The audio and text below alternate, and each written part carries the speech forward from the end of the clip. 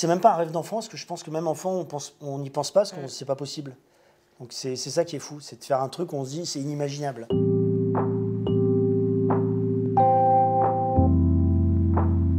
Moi je dompte pas les oies, il y avait quelqu'un qui s'en occupait sur le tournage. Ça se dresse pas vraiment les oies, c'est compliqué, c'est quand même un animal, c'est pas comme un chien et tout, on peut pas lui faire ce qu'on veut. Non mais ça c'était simple sur le tournage, ça s'est bien passé en fait, elle suivait, enfin on n'a pas eu, je pensais qu'on aurait plus de problèmes que ça. Et finalement, on a eu plus de problèmes avec Mélanie qu'avec les oies. Mélanie, c'est un problème de talent à la base, donc forcément, ça crée beaucoup de problèmes. C'est très facile. Pour le coup, il est très très domptable. Tu sais, il ne faut pas grand-chose. Ouais, il ne faut vraiment pas grand-chose. Un petit carré de chocolat, ça. Oui. On va pas vous dire tout ce qui se passe dans le film, mais à un moment, on fait un vol en ULM.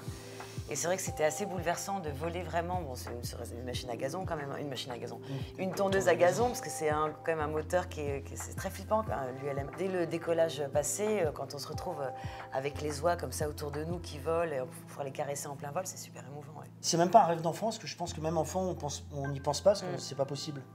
Donc c'est ça qui est fou, c'est de faire un truc où on se dit c'est inimaginable. Surtout les sensibiliser à la consommation du foie gras.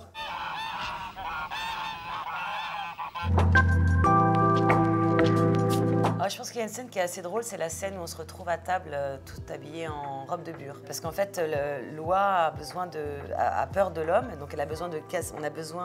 Christian a inventé une sorte de robe absolument immonde, marron en lin dégueulasse, pour casser l'image de l'homme, quoi.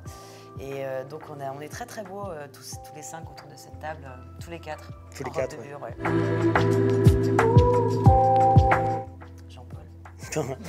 C'était quand on tournait en Norvège. Quand on tourne en Norvège, ce qu'on voit dans le film, on était vraiment au niveau de la Laponie, donc on est vraiment au niveau du cercle polaire, quoi. Et là, les conditions, elles sont quand même compliquées, parce qu'on est vraiment loin de tout. Déjà, il n'y a pas de nuit. Il n'y a pas de nuit. Il y avait genre 3/4 d'heure de pénombre par jour. Ouais, c'est ça. Et ça, pour le cerveau, c'est quand même fatigant. Ouais. On dort sous les tentes, on est c'est un peu Koh-Lanta, quoi.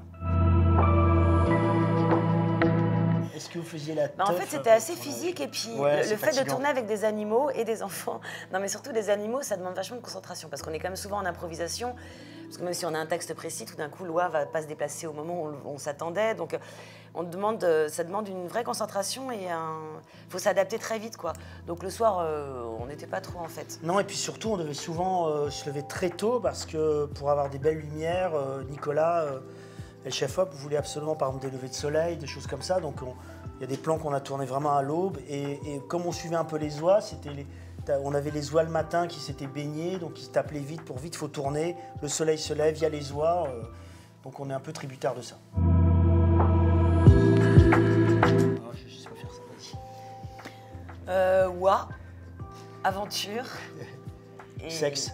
Non, aussi pour faire venir des gens. Ouais. Oh là, beaucoup. Beaucoup de sexe. Beaucoup.